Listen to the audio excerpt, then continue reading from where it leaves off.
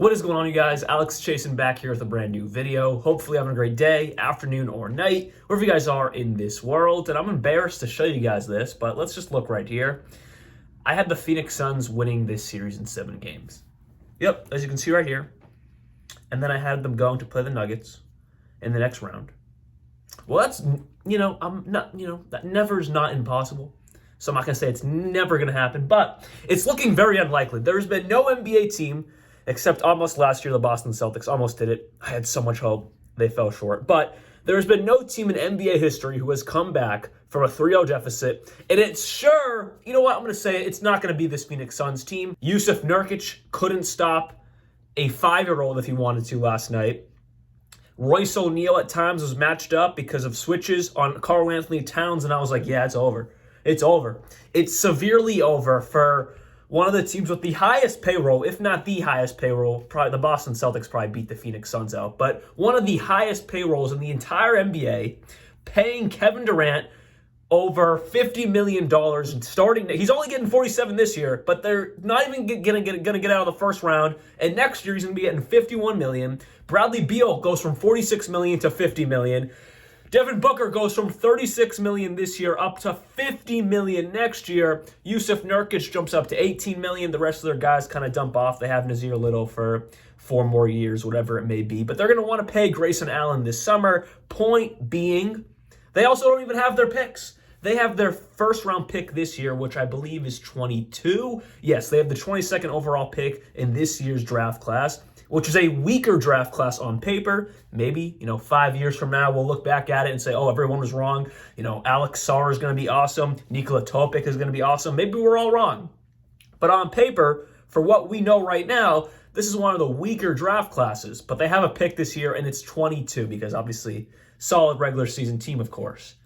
But then they don't have their own first-round pick until the 2030s.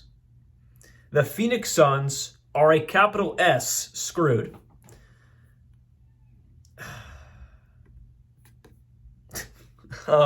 Yeah, so last night, obviously, as we all know, they lost 126 to 109. And the Timberwolves were up 3-0. And I'm so embarrassed that I picked the Phoenix Suns to win this series. And you want to know my reasoning behind this? I was like, in the first round of the playoffs, there's no way, and I shouldn't have listened to myself, I'm betting against Kevin Durant and Devin Booker. Bradley Beal, I can bet against him, not as much playoff experience as Kevin Durant and Devin Booker. Both of them going to the finals, of course, Kevin Durant winning it twice. I was like, there's no way in the first round they're done. But I don't know why I did that, because the Minnesota Timberwolves, this entire regular season, even when Cat was out, they still proved to be amazing. And Anthony Edwards looks like Michael Jordan. And if he wins a championship this year, he sure as hell has a shot to get him. He's only 22 years old, and he had 36 points last night, excuse me. He didn't shoot the ball great from 3, but he doesn't care. He attacks the rim, still shooting over 50% from the field. He was 12 for 23, attacking the hoop. He was 11 from the line. Anthony Edwards plays a game of a 27, 28-year-old just hitting his prime, and this man is just 22 years old. Even if they take the Nuggets to 7, which they probably will, even if they lose that series, everyone going into next year is going to have a possible favorite. If they don't do it this year, next year the Timberwolves might be the favorite to win the finals, because the makeup of this team is fabulous. They have vets, Mike Conley, Rudy Gobert. I'm going to call Cat a vet. They have young guys like McDaniels, Anthony Edwards, who I just explained is fabulous. The NBA's in a great spot as guys like Stephen Curry, LeBron James, Kevin Durant start to fade out. Anthony Edwards is on the rise. Of course, Luka has been here. Jason Tatum, Shea. This league is in a really, really great spot.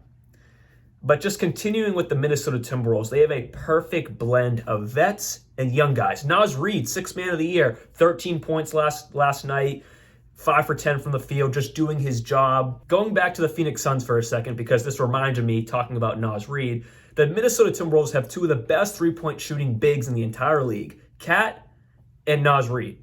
And the Phoenix Suns decided it would be a great idea this entire game to not really close out either of them when they were open for 3. Naz Reid shot 41% from three on the year. And it's not like he took one a game. He took 2 to 5 per night, and the man played 81 games. He was averaging 2 to 5 threes a night, and he shot 41% from three. For a big man, that's awesome. And then we already know Cat is one of the best, if not the best, three-point shooters we've ever seen from the center position. But this entire team is just running amazing right now. I mean, they have the whole season. I'm not going to say right now. They have the whole season. And of course, I have to give my flowers to the man running it all, Chris Finch. I mean, he's just doing a fantastic job with this team. And when he first got hired back in, 2020, I think, I wasn't, concerned's not the right thing to say, but I was a little bit like, this man's in his 50s getting his first head coaching job. Obviously, he's been an assistant coach for a long time.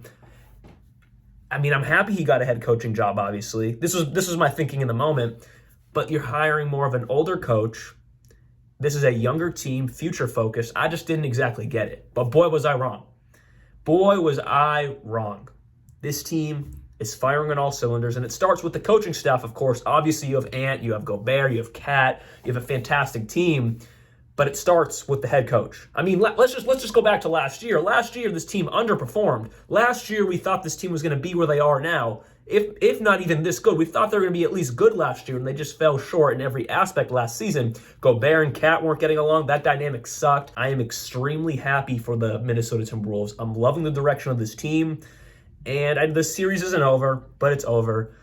And same with the Nuggets. That series isn't over, but it's over. And that matchup might be one of the best ones we see in this year's playoffs. I'll make a deeper dive video on the Phoenix Suns, either when they're bounced out in a few days or after the playoffs and the finals and all of that. And, the offseason is here, and we can kind of figure out the direction the Phoenix Suns want to take this offseason. So the more I think about it, probably after the playoffs, I'll make a deeper dive video on the Phoenix Suns. But just last night, and this is one of the issues, last summer I discussed would be an issue. I mean, I think we all knew this was going to be an issue. You have Bradley Beal, Devin Booker, Kevin Durant. They combined for, let's just say, around 75-ish points. I'm not about to sit here and add this all up, but around 75-ish points. And there's just not enough good depth on this team.